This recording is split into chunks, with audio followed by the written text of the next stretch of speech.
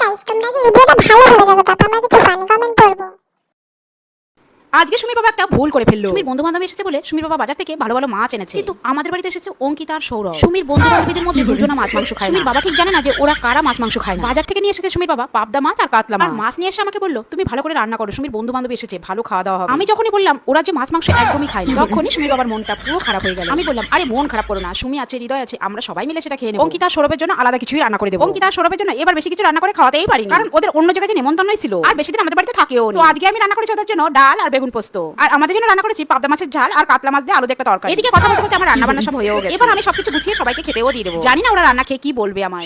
সুমি বলল, আমি বললাম, হৃদয় বলল, অঙ্কিতা বলল, সুমির বাবা বলল, সবাই বলল, তাহলে কে চুপটা করে রইল?